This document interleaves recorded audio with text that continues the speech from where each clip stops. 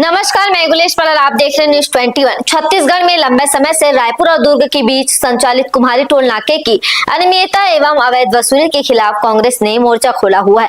कांग्रेस का आरोप है कि कुम्हारी टोल प्लाजा अवैध वसूली का अड्डा बन चुका है। लगातार कांग्रेस पार्टी के द्वारा तत्काल टोल प्लाजा को हटाने की मांग की जा रही है। कांग्रेस के नेताओं का कहना है कि टोल प्लाजा के जरिए सरकार वसूली करके जनता को चूना लगा रही है। इसी कड़ी में आज कांग्रेस कमेटी के सभी बड़े नेताओं ने एक प्रेस कॉन्फ्रेंस कर इस दौरान उन्होंने आरोप लगाया कि भ्रष्टाचार को मोदी सरकार की मौन संस्कृति मिल रही है। आगे उन्होंने इस पर क्या कुछ कहा, आप भी सुनिए। नमस्कार साथियों, सबसे पहले आज एक महत्वपूर्ण पत्रकार वार्ता कुम्हारी टोल प्लाजा को लेकर आउट की गई। मैं हमारी इस पत्रकार वार्ता में प्रमुख रूप से उपस्थित शहर जिला कांग्रेस कमेटी के सम्मानित अध्यक्ष गिरीश दुबे जी, हमारे रायपुर ग्रामीण विधानसभा के प्रत्याशी पंकज शर्मा जी, पूर्व दक्षिण विधानसभा के प्रत्याशी कन्हैया अग्रवाल जी, संदीप भाई, हमारे शहर जिला कांग्रेस कमेटी के सम्मानित प्रवक्ता बंसी भाई, यहाँ उपस्थित सभी मीडिया के सम्मानित साथियों,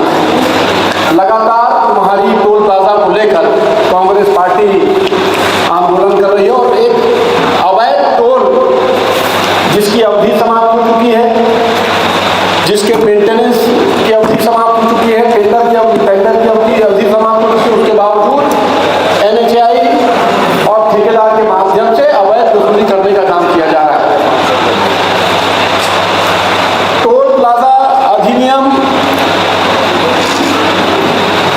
जो भारत का नोटिफिकेशन है उसमें 60 किलोमीटर दायरे में 60 किलोमीटर के अंतर्गत कोई भी टोल नहीं होना चाहिए। लेकिन दुर्भाग्य की बात है, छत्तीसगढ़ में टोल का मायाजाल बना हुआ, 23 टोल पूरे प्रदेश में है। और कुम्हारी टोल प्लाजा तो आप समझ लीजिए, दुर्ग में एक टोल प्लाजा जो 23 किलोमीटर में है, वो टोल प्लाजा से कुम्हारी टोल प्लाजा की दूरी 23 किलोमीटर और उसके बाद यहाँ से मंदिर हसौद के टोल प्लाजा की दूरी 22 किलोमीटर। मतलब आप समझ लीजिए कि 60 किलोमीटर के अंतर्गत 3 टोल प्लाजा है जो नियम के अनुसार गलत है। जो राजपत्र में, भारत के राजपत्र में लिखा हुआ है, उसकी कॉपी भी मैंने उसकी कॉपी भी आपको हम उपलब्ध कराएंगे। कितने टोल है, कितना पैसा लिया जाता है, वो भी कॉपी आपको हम अटैच करके दे रहे हैं साथ में। दूसरी महत्वपूर्ण बात, केंद्रीय मंत्री नितिन गडकरी जी ने खुद कहा था कि 60 किलोमीटर के दायरे के अंतर्गत जो भी टोल आएगा वो सबको हटाया जाएगा, और ये सदन ने कहा था, संसद ने कहा था। उसी बात को लेकर हम लगातार इस बात को कह रहे हैं कि उस टोल प्लाजा को, कुम्हारी टोल प्लाजा को वहां से हटना चाहिए। रायपुर, भिलाई और दुर्ग के लिए फ्री लाइन टोल में बनी हुई है, लेकिन वहां बैरियर नहीं लगा। कैमरे के पास उस लेन में ब्रेकर बनाया हुआ है। जैसे ही ब्रेकर में गाड़ी रुकती है, कैमरे से फास्ट ट्रैक, आजकल सबकी गाड़ियों में फास्ट ट्रैक लगा होता है, कैमरे से स्क्रीन होकर फास्ट ट्रैक से पैसा ऑटोमेटिक कट जाता है। अगर वो फ्री लाइन नहीं है तो वहां आपने बैरियर क्यों नहीं लगाया?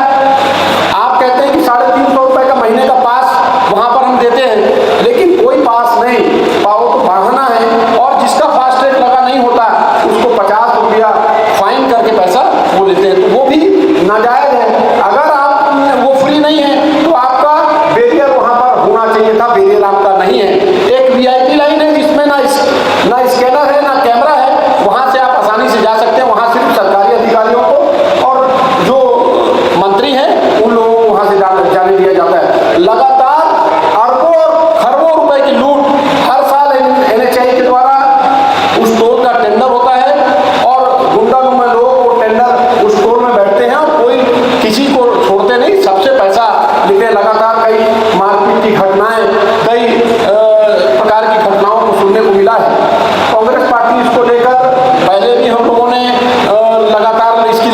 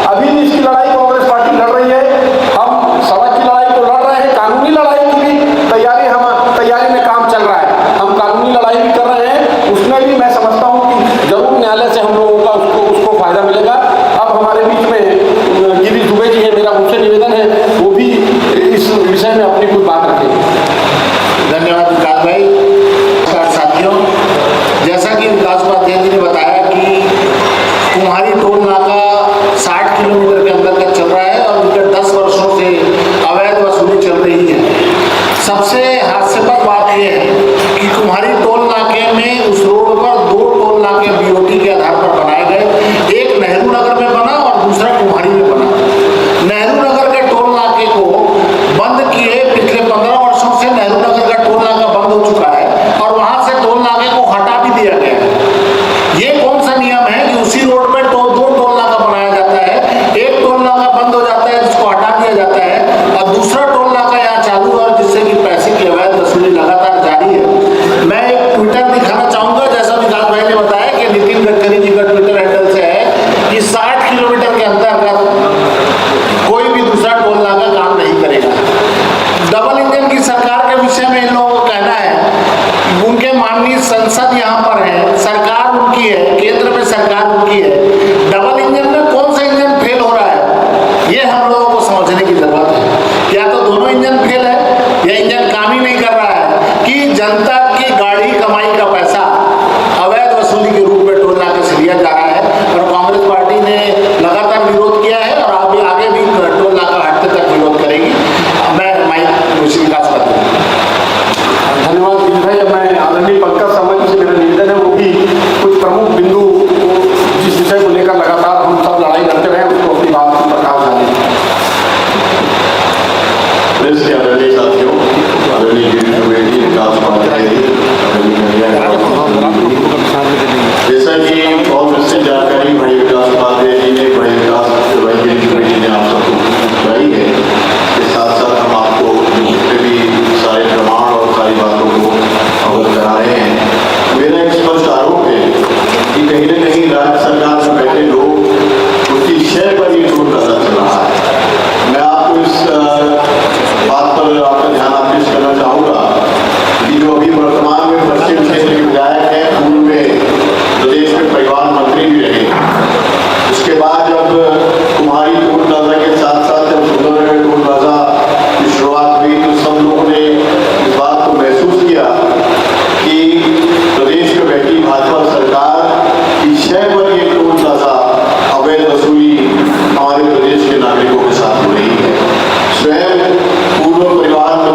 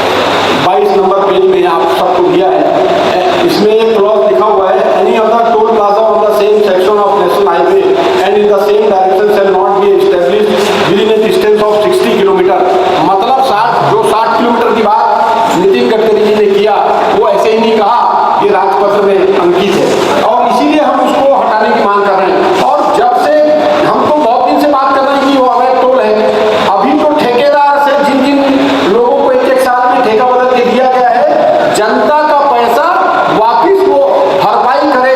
इतने दिन से लगातार आप सब भिलाई दुर्ग रायपुर से आना जाना करते हैं। कल एक पत्रकार साथी ने मुझको फोन लगाया था रात में और 1 बजे की बात है कि टोल प्लाजा वाला उससे पैसा मांग रहा था और उसने कहा कि पैसा हम नहीं देंगे क्योंकि यहाँ से पैसा लगना नहीं चाहिए था। इसीलिए हमारी मांग है कि उन ठेकेदारों से पैसा की वसूली किया जाए जो पैसा अभी तक दे चुके हैं और लगातार वो पैसा को ले रहे हैं। और जल्द एक डेलीगेशन नितिन गडकरी जी से भी मिलने जाएगा और इसको लेकर सड़क की लड़ाई और न्यायालय की लड़ाई हम सब मिलकर लड़ने वाले हैं। एक सवाल मेरा ये है कि इस टोल को बेसिकली लड़ाई अगर टोल को लेकर के तो चौकिया से भोजपुर के बीच 145 किलोमीटर पड़ता है, उसमें 4 टोल आते हैं, उसको भी इसीलिए जो 300 रुपये इसको भाड़ा है।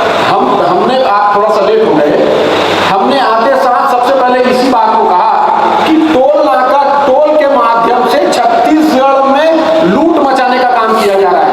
और वो अभी जो डिटेल प्रेस नोट आपको मैं दूंगा, जो 23 टोल है वो टोल की कितने किलोमीटर की दूरी है वो दूरी समेत आपको भी हम उपलब्ध करा रहे हैं और उसमें कितना कितना पैसा बढ़ोतरी करके वो ले रहे हैं वो भी आपको डिटेल देंगे। इसमें एक ही टोल प्लाजा पड़ा नहीं है, सारे टोल प्लाजा पूरे टोल प्लाजा को हटाने की मांग है। मैं आप जो भी 60 किलोमीटर का जो भी 60 किलोमीटर राजपत्र में जो लिखा है उस नोटिफिकेशन की बात को उसको मान करें और 60 किलोमीटर के अंतर्गत जो भी 2-3 टोल आ रहे हैं उनको हटाने की मांग हम लोगों ने किया है। बात है कि ये जो एनएस वाला जो अवैध वसूली को लेकर वसूली कर रही है, एनएस के अधिकारी को और ठेकेदार को ये संज्ञान करें, आपको बनाए। देखिए ये तो आम आदमी जानता है, आप भी वहां से जाइए गाड़ी लेके, जो फ्री लाइन हम तो ज्ञापन उनको दे चुके हैं, हम एनएचआई का घेराव कर चुके हैं, दोनों कार्यालय का, उनके मुख्य कार्यालय का भी और नया रायपुर में जो अभनपुर के पास बना है उस कार्यालय का भी हम लोगों ने विरोध उसका घेराव किया। हम लगातार नितिन गडकरी जी को भी पत्र लिखा है, 10-10 सांसद हैं छत्तीसगढ़ में भारतीय जनता पार्टी के, एक भी सांसद ने कभी भी सदन में छत्तीसगढ़ की जनता से टोल की पैसे की उगाही की जा रही उस संदर्भ में एक भी चर्चा कभी नहीं की, एक भी सवाल कभी नहीं उठाया। ब्रिजमोहन अग्रवाल जी और विजय बघेल जी खाली फोकट का श्रेय लेने के लिए जबरन में बात हो गई, किसी चीज में दूसरी चीज में मंत्री से मुलाकात हुई और यहाँ बता दिया कि टोल अब 1 हफ्ते के अंदर बंद होगा, लेकिन लगातार टोल से अवैध वसूली की जा रही है।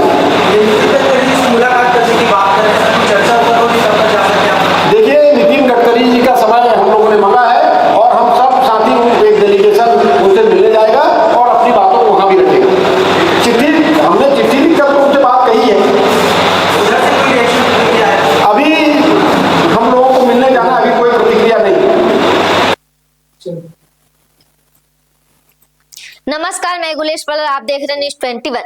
अजीत जोगी की मूर्ति खंडित करने के मामले पर पूर्व मंत्री अमरजीत भगत का बयान सामने आया है, जिसमें उन्होंने कहा कि बीजेपी की सरकार में विध्वंसकारी तत्व घटनाओं और को अंजाम देते जा रही है। सरकार के मुखिया को देखना चाहिए आखिर किसने मूर्ति को फेंकने की हिम्मत कर दी। समाज में ऐसे कृत्य करने वालों के लिए कोई जगह भी नहीं है। मूर्ति खंडित करने वालों पर सख्त कार्रवाई होनी चाहिए, ऐसा उनका कहना है। और आगे उन्होंने और क्या कुछ कहा आप भी सुनिए।